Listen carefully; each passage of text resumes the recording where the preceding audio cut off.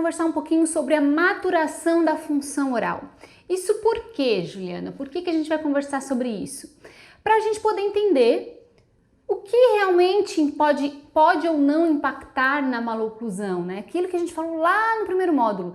Entender o desenvolvimento normal da oclusão e das funções da cavidade oral para a gente entender realmente o que é problema e quando ou não a gente deve intervir. Então é sobre isso que a gente vai conversar. Eu quero que vocês prestem bem atenção nessa aula, não é uma aula muito extensa, e lá no final a gente vai tirar algumas conclusões aí para o nosso dia a dia. Então vamos lá.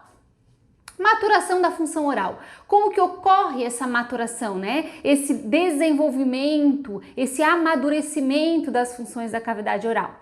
Primeiro, a gente tem que entender que a cavidade oral, ela possui funções fisiológicas, né? Que fazem parte, onde a cavidade oral participa, né? Que fazem parte do desenvolvimento natural da criança. Entre elas a gente pode citar a respiração, a deglutição, a fonação e a mastigação. Opa, então nesse primeiro momento vocês podem perguntar, pô Juliana, mas o que a respiração tem a ver, como ela está citada como uma função da cavidade oral, se a criança não respira pela boca e ela deve sim respirar pelo nariz? O que tem, qual é a relação aí qual é a associação, né? Por que a respiração está aqui nesse nosso resuminho? Bom, o que a gente tem que entender é que no neonato, o primeiro estímulo, né, a primeira necessidade aí de sobrevivência, a primeira função, né, que o neonato precisa, que o bebezinho precisa para sobreviver é respirar, é a respiração. Então essa é a primeira função que ele precisa exercer. Isso é um instinto, né? Tanto que a hora que o bebezinho nasce lá, o pediatra tá junto, às vezes tem que dar um tapinha, né? Porque o choro já é a característica de que ele está respirando e que ele está respondendo a essa principal função. E depois ele vai fazer outros exames. Bom, por que a respiração é uma função da cavidade oral? Porque num primeiro momento, quando o bebezinho nasce, ele não sabe respirar, vamos dizer assim, né? Apesar de ter tido as trocas dentro do útero da mãe, ele ainda não respirou propriamente dito. E para exercer essa função, o que ele tem que fazer? Ele tem que jogar a língua para frente entre os rodetes gengivais. Quando ele joga a língua para frente, ele amplia a passagem a cavidade oronasal, ele amplia, a base da língua está posicionada lá na posterior, então quando ele joga a língua para frente, ele permite que o ar passe pelo nariz. Por isso que a respiração é uma função da cavidade oral nos primeiros dias, né? No primeiro dia e nos primeiros minutos de vida do recém-nascido, é uma função importante.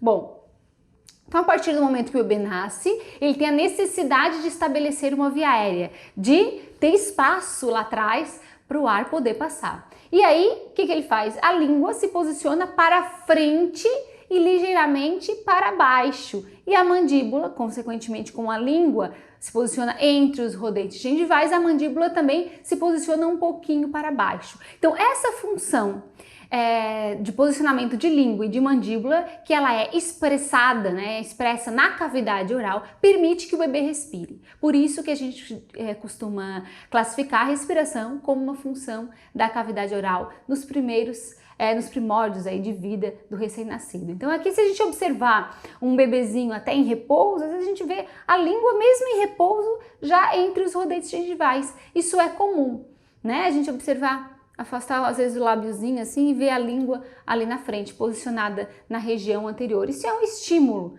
né, do recém-nascido. A partir do momento que ele estabelece essa via de respiração, que é essencial para a vida, né, é uma necessidade primária, ele passa a exercer a segunda função da cavidade oral, que é a deglutição, né? Ele precisa de nutrição, ele precisa de nutrientes, ele precisa da amamentação e, consequentemente, ele vai exercer a deglutição, que também é uma função da cavidade oral.